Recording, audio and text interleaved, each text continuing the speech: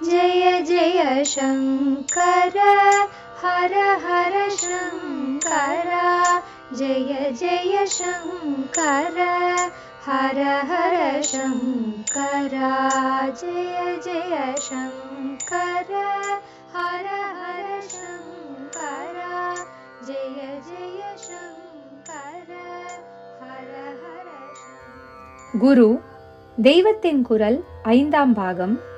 ஈசனும் ஆசானும் தூது போன தூதுவளை. தாம் பண்ணப்போகிற யஜ்ஞத்துக்கு பரமேஸ்வரனை யார் மூலம் வரவழைக்கலாம் என்று பார்த்து கொண்டிருந்த சோமாசி மாறர் சுந்தரமூர்த்தி சுவாமிகளை பற்றி தெரிந்து கொண்ட பிறகு அவரை பிடித்தே காரியத்தை நடத்தி கொள்ளலாம் என்று தீர்மானம் பண்ணினார். ஆனால் அவரை பிடிப்பதும் அப்படி லேசான காரியமாக இருந்துவிடவில்லை.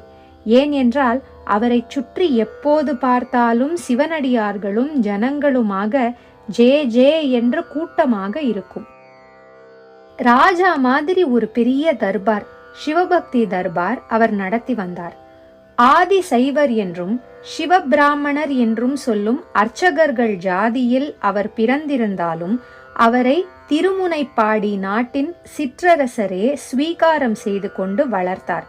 அப்புறம் அவருக்கு மூவேந்தர்களுமே அதிலும் சிறப்பாக சேரராஜா நெருங்கிய பக்தர்களாக இருந்தார்கள். மூவேந்தர்களும் புடைசூழக்கூட அவர் சில பாண்டி நாட்டு ஸ்தலங்களுக்கு போயிருக்கிறார். ஆகையால் அவரும் ஒரு ராஜா மாதிரி அலங்காராதிகளுடன் பரிவாரம் சூழ இருந்தார். யாரோ ஒரு ஏழை பிராமணனான தான் அவரை எப்படி நெருங்குவது, அவர் கவனத்தை எப்படி கவர்வது என்று சோமாசி மாறர் யோசித்தார்.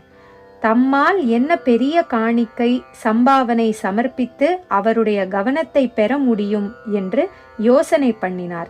சட்டென்று அவருக்கு ஒரு யுக்தி தோன்றிற்று. அவர் அக்னிஹோத்ராதி கர்மாக்கள் எல்லாம் கிரமப்படி செய்துவிட்டு மத்தியானம் 1 மணிக்கு மேலேதான் போஜனம் பண்ணுவார். போஜனம் என்றால் ஒன்றும் பஞ்சபக்ஷிய பரிமாணம் இல்லை.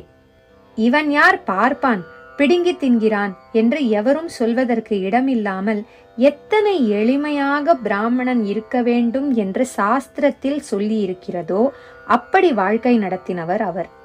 ஆனதினாலே யாருக்கும் எந்த தொந்தரவும் இல்லாமல் தானம் தட்சிணை என்று கூட யாரிடமும் எதையும் எதிர்பார்க்காமல் அவர் பாட்டுக்கு பஞ்சாட்சரத்தை ஜபித்து கொண்டே ஆற்றங்கரையோடு போய் கேட்பாரில்லாமல் ஒதுக்குப்புறத்தில் முளைத்திருக்கிற கீரை முதலானதுகளை பறித்து கொண்டு வந்து பத்னியிடம் கொடுத்தே பாகம், அதாவது சமையல் பண்ணி வைக்கச் சொல்வார்.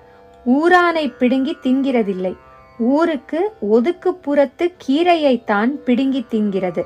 அதனால் அவருக்கு இப்போது என்ன நினைவு வந்ததென்றால், நாம் சமர்ப்பணம் பண்ணுவதற்கு வேறே பெரிய காணிக்கை இல்லாவிட்டால் என்ன, நம் ஆற்றங்கரையிலே எங்கேயும் இல்லாத விசேஷமாக ரொம்ப உசந்த ஜாதி தூதுவளங்கீரை, அதாவது தூதுவளை அல்லது தூதுளை என்கிற கீரை யதேஷ்டமாக விளைகிறதே, அது தேக ஆரோக்கியத்தோடு ஞானத்தையும் விருத்தி பண்ணக்கூடியது என்று சொல்கிறார்களே.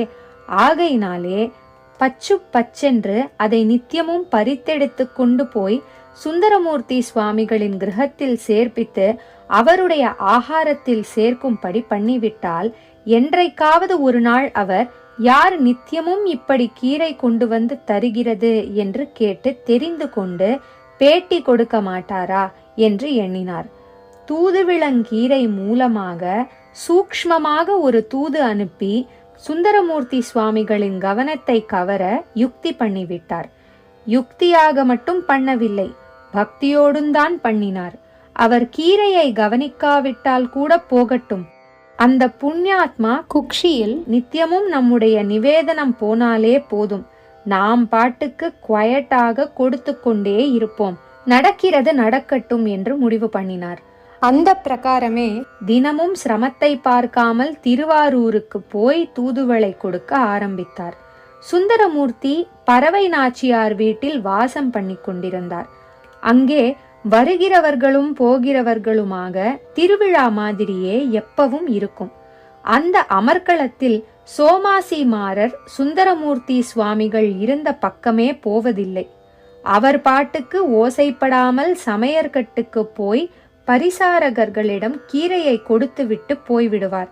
யாரோ பிராமணர் இத்தனை அக்கறையாக ஒரு நாளைப் போல கொண்டு வந்து தருகிறாரே என்று பறவை நாச்சியார் பரிவாக நினைத்து கொண்டு அதை சுந்தரமூர்த்தியின் ஆகாரத்தில் சேரும்படியாக ஏற்பாடு பண்ணி கொண்டிருந்தாள். ஆனாலும் அந்த பிராமணரை பற்றி பதியிடம் சொல்ல அவளுக்கு அவகாசம் கிடைக்கவில்லை. பெரிய பங்கியாக சிவனடியார்களோடு சேர்ந்துதான் சுந்தரமூர்த்தி சுவாமிகள் போஜனம் பண்ணுவார். ஒன்று போஜனம் மௌனமாக சிவத்தியானத்தோடேயே பண்ணுவார், இல்லாவிட்டால் ஈஸ்வர மகிமைகளை அடியார்களோடு பரிமாறிக்கொண்டே தமக்கு பரிமாறப்படும் அன்னத்தை புஜிப்பார். போஜனம் ஆன பிற்பாடும் நாம கீர்த்தனம், தியானம், ஆலய தர்சனம், இவரே புதிதாக தேவாரம் பாடுவது என்று நடந்து வந்ததால் கீரையை பற்றி அவர் தனி கவனத்தோடு விசாரிக்க இடம் ஏற்படவில்லை. நாள் ஓடிக்கொண்டே இருந்தது. சோமாசிமாரரும் மனந்தளராமல் கால்வலி பார்க்காமல் தினமும் கீரை கைங்கரியம் பண்ணிக்கொண்டே வந்தார். அப்புறம் என்ன ஆச்சு என்றால், அவர் வருகிற வழியில் ஆற்றில் பெரிசாக வெள்ளம் வந்துவிட்டது. சோமாசிமாரரால் அதை தாண்டி வர முடியவில்லை. ஐயோ, இப்படி நம்முடைய அல்ப கைங்கரியத்துக்கும் விக்னம் ஏற்பட்டு விட்டதே என்று துக்கப்பட்டார். துக்கப்பட்டு என்ன பண்ணுவது? 4-5 நாளுக்கு வெள்ளம் வடியவே இல்லை. ஆறாத குறையோடு சோமாசிமாரர் வீட்டோடேயே கிடந்தார். ஆனால் ஈஸ்வரன் இப்படி விக்னம் மாதிரி காட்டியதிலேயேதான் அவருடைய பிரச்சனையை தீர்ப்பதற்கு வழி வைத்திருந்தான். இப்படி விளையாடுவதுதான் அவன் வழக்கம்.